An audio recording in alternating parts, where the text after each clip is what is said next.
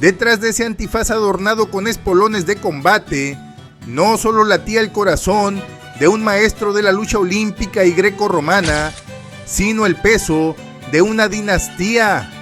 La sangre del legendario Caballero Tigre, fusionada con la mente maestra del gran visionario de los encordados, Valente Pérez, fue un concepto nacido en las páginas de la conspiración política, forjado en el sudor implacable de los gimnasios y llevado a la gloria absoluta en los colosos más imponentes de este país. Pónganse cómodos, ajusten sus asientos y prepárense para revivir la génesis de una auténtica leyenda del cuadrilátero. Bienvenidos a Más que Mucha Lucha. Esto es...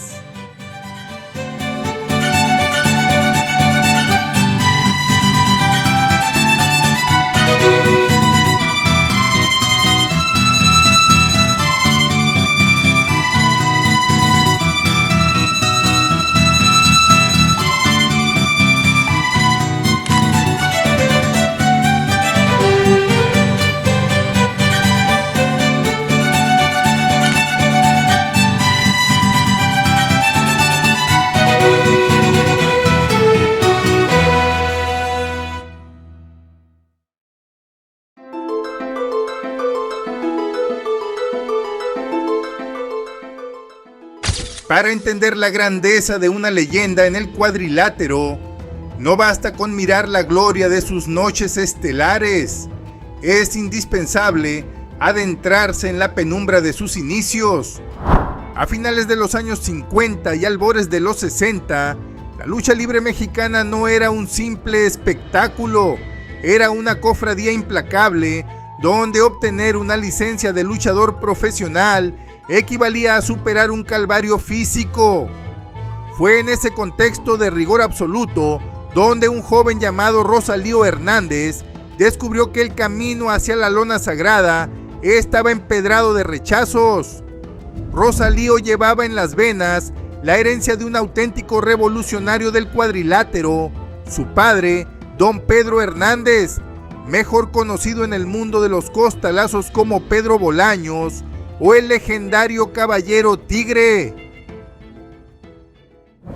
Don Pedro no era un gladiador cualquiera, había grabado su nombre con letras de oro en las crónicas de la lucha libre nacional, al ser el primerísimo atleta en atreverse a portar una máscara con el mentón y la boca completamente descubiertos. En una época purista y ortodoxa, aquella modificación estética le costó burlas ácidas y señalamientos de sus propios colegas de vestidor, quienes tachaban el diseño de sacrilegio. No obstante, el tiempo, la afición y la comodidad arriba del ring le dieron la razón absoluta a Pedro Bolaños, hasta el punto de que su estilo abierto terminó por ser replicado y adaptado por decenas de estetas en las décadas posteriores. Con esa sombra gigantesca a sus espaldas, Rosalío se presentó ante los examinadores de la comisión, no una sino dos veces consecutivas. Y en ambas ocasiones, las puertas se le cerraron de golpe. Fue hasta después de superar el rigor de los exámenes técnicos, cuando a principios de la década de 1960, el sueño finalmente cobró vida. Aquella noche inaugural, bajo el calor asfixiante de la arena fronteriza, Rosalío subió al encordado enfundado en el personaje de Caballero Tigre II. A su lado, custodiándolo como maestro y compañero de esquina, estaba su progenitor. En la esquina contraria, aguardaba una de las parejas más temibles y despiadadas que ha parido el pancracio mexicano: los siniestros Hermanos Muerte. Aquella contienda fue una guerra sin cuartel a ras de lona, un choque de poder a poder, donde el joven gladiador demostró que no solo cargaba el nombre de su padre, sino también la casta y el coraje para resistir el castigo más implacable. Sin embargo, tras el retiro de don Pedro Bolaños para atender sus negocios personales, una inquietud comenzó a carcomer la mente del nuevo felino. Rosalío no quería vivir a la sombra de un traje prestado. La sangre de innovador que le había heredado su padre le exigía buscar su propia voz, su propio misterio y un diseño jamás visto en la historia de los encordados.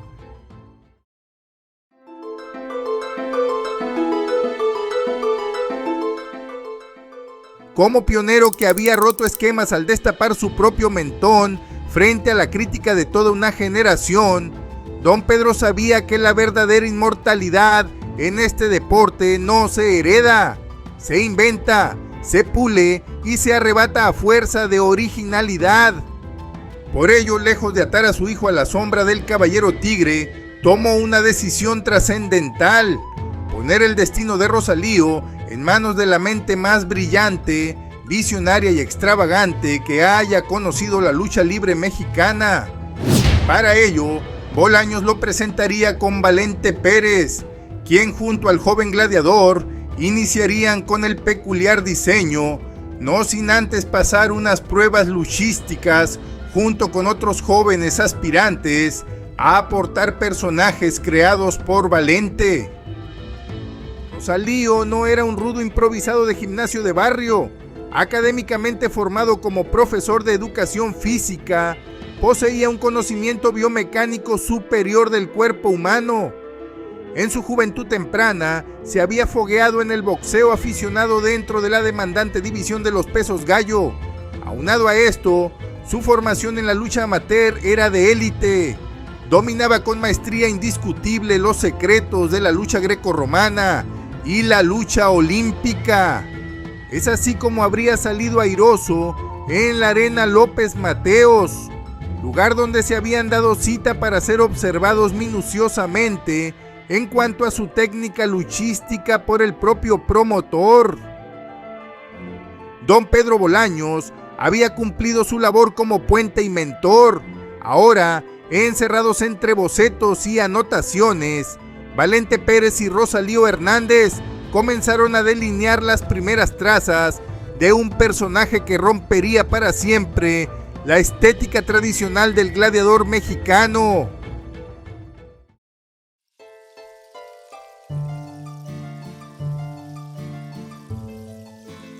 A principios de la década de los 70, México vivía bajo una atmósfera política densa, marcada por el hermetismo institucional y las crónicas de los diarios que hablaban entre líneas.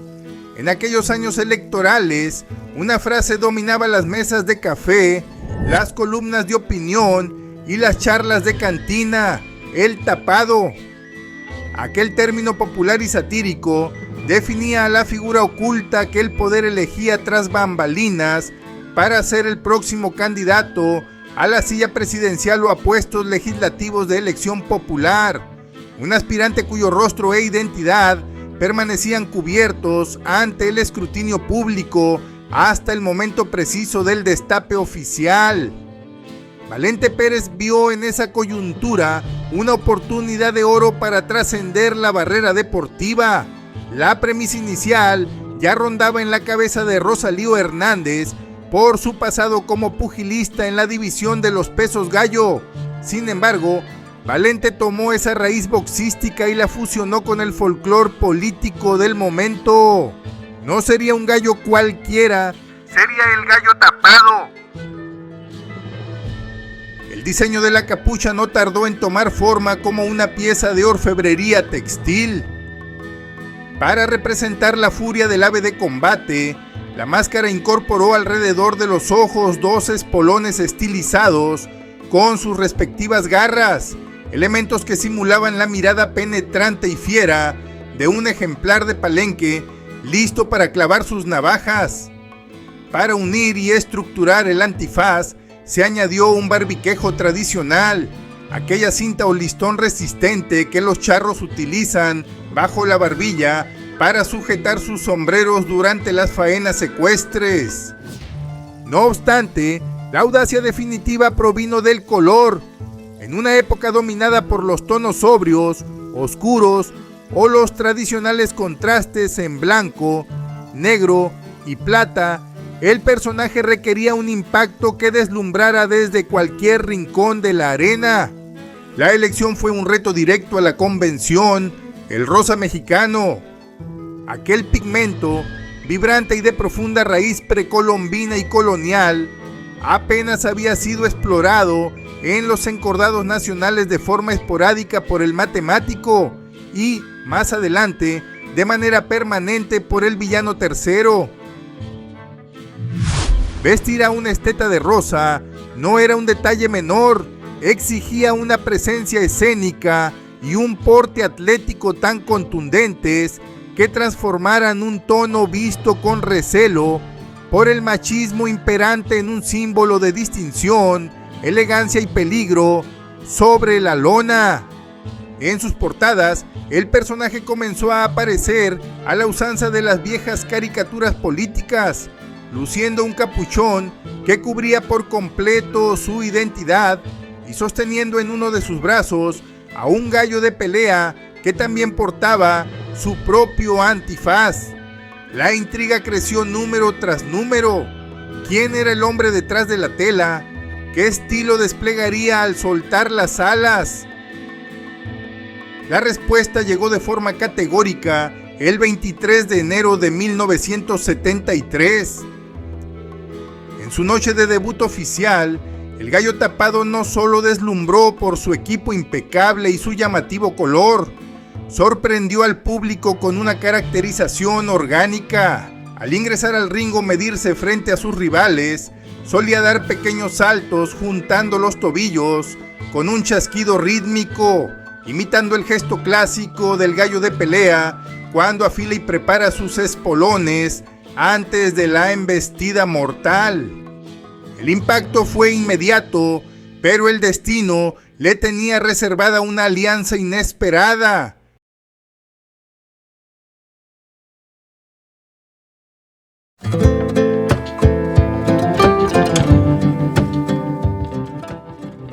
El impacto del gallo tapado en las arenas del centro del país fue tan vertiginoso que la afición comenzó a exigir su presencia en las carteleras estelares de manera continua. Fue en esa efervescencia donde los caminos de Rosalío Hernández se cruzaron con los de un joven gladiador originario de León, Guanajuato, Carlos Alvarado González. En aquel entonces, Alvarado buscaba abrirse paso en el circuito nacional bajo el mote del Gallo del Bajío, un esteta recio, de tonelaje medio, temperamento volcánico y una agresividad nata que contrastaba con la elegancia técnica de Rosalío. Valente Pérez, siempre atento a la química de sus pupilos, vio la oportunidad de crear un binomio temible, una parvada de espolones que dominara tanto el bando rudo como el técnico. Carlos Alvarado cambió su indumentaria, adoptó el emblemático diseño de los espolones y el barbiquejo y fue presentado ante las masas como el gallo tapado segundo. Durante varias semanas, la dupla causó sensación en plazas de provincia y en los cosos capitalinos, mientras Rosalío imponía el ritmo con llaves a ras de lona, palancas al brazo y su clásica agilidad de peso gallo. El segundo de la dinastía aportaba el choque frontal, la rudeza seca y el castigo contundente. Parecía el nacimiento de una pareja histórica que dominaría la escena por años. No obstante, aquella alianza estaba destinada a una vida efímera. El estilo de Carlos Alvarado desbordaba el molde tradicional del personaje emplumado. Valente Pérez observó aquel fenómeno desde su óptica visionaria y comprendió que mantener al luchador Alvarado bajo la sombra de un número 2 era desperdiciar un volcán en erupción. El promotor decidió intervenir de inmediato, despojó al joven leonés del plumaje rosa y lo rebautizó con un nombre que quedaría grabado a fuego en la historia del pancracio mundial: Bobby Lee. Bajo esta nueva identidad, Carlos Alvarado explotó todo su potencial salvaje. Con su máscara verde esmeralda y una ferocidad inaudita, se convirtió en la amenaza verde y posteriormente fue consagrado por los cronistas como la bestia del 78, tras protagonizar una de las rivalidades más sangrientas, violentas y recordadas en contra del mismísimo enmascarado de plata. Los retos de apuestas no tardaron en llegar. En plazas bravas del norte y del centro del país, el Gallo Tapado expuso su cotizada máscara en duelos de alarido, saliendo avante con base en su impecable técnica olímpica y esa elasticidad pulida en sus años de pugilismo. Pero el destino le preparaba un escenario monumental, una cita con la gloria en el coso taurino más grande del planeta.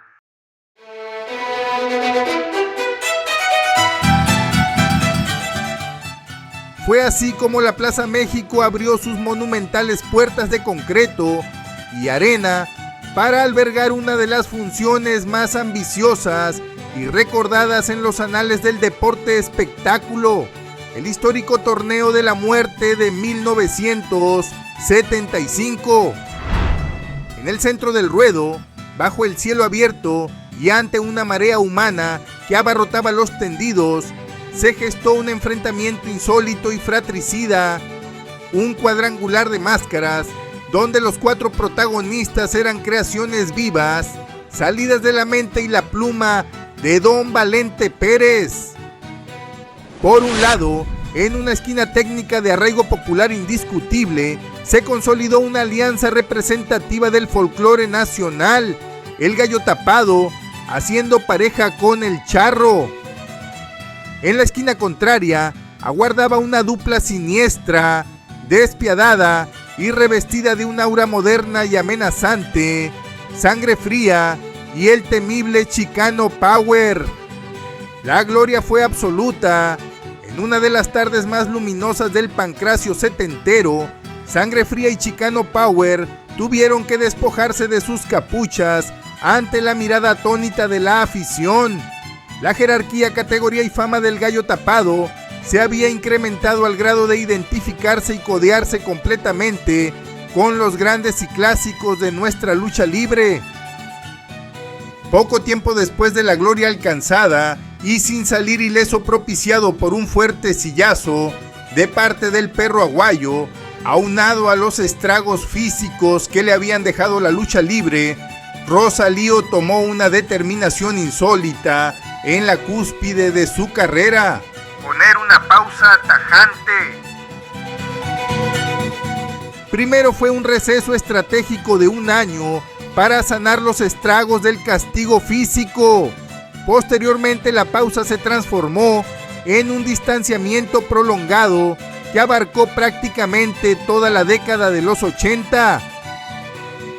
El enmascarado colgó temporalmente la capucha rosa en el vestidor y cruzó la frontera norte para radicarse en El Paso, Texas.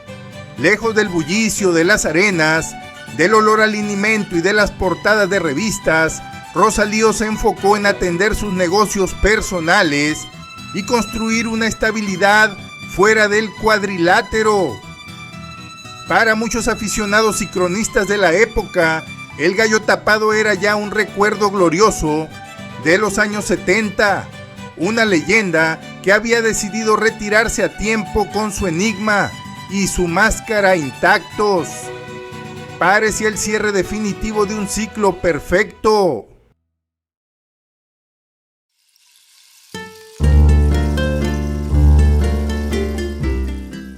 El exilio voluntario de casi una década en El Paso, Texas, parecía haber puesto el punto final a la leyenda del ave de combate. Sin embargo, la lona ejerce un magnetismo ineludible. A inicios de la década de los 90, la empresa mexicana de lucha libre, en plena metamorfosis hacia lo que hoy conocemos como el Consejo Mundial de Lucha Libre, presenció el inesperado retorno del veterano gladiador a los grandes escenarios. El Gallo Tapado se topó de frente con una baraja renovada y hambrienta de gloria. En la cima de esa nueva guardia reinaba una auténtica fiera de la rudeza, el monarca mundial welter, Fuerza Guerrera. una rivalidad convencional nacida del capricho de los promotores. Entre ambos existía un lazo forjado en el sudor de los gimnasios. El Gallo Tapado había sido uno de los profesores más influyentes en la formación del rudo de la colonia Merced. Lo que comenzó como un encuentro de caballerosidad deportiva entre maestro y pupilo, pronto mutó en un pique visceral e incontenible. La tensión escaló tras un cerrado combate por el campeonato del mundo que terminó en empate y desató el reto supremo, máscara contra máscara, sin límite de tiempo, sin indulto ni escapatoria.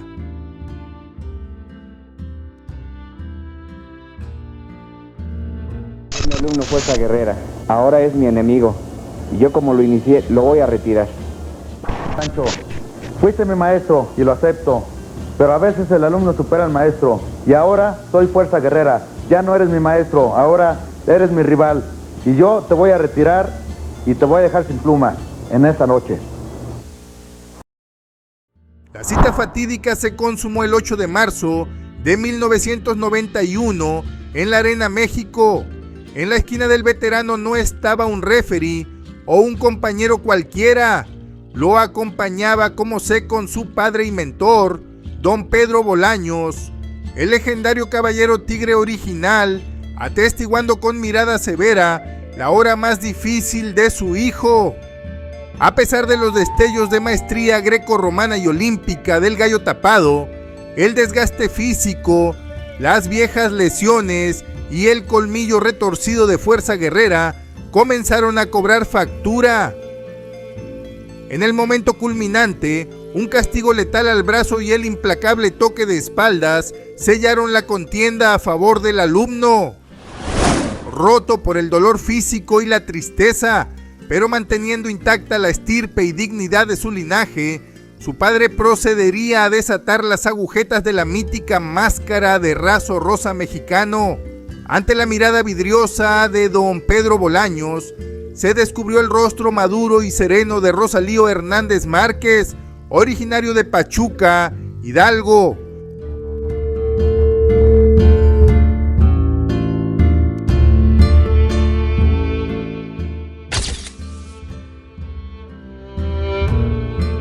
Frente al micrófono, con voz entrecortada, reconoció la derrota y tomó la palabra para sellar su destino. El alumno superior al maestro, y te felicito, ahijado. Hasta ahorita sé quién eres. Esa es la voz del hombre que ha perdido. Culminaba así una trayectoria intachable de 3 décadas. Rosalío no volvería a calzarse las botas. Aquella noche, el Gallo Tapado entregó su plumaje a la historia para convertirse en una leyenda eterna del pancracio nacional.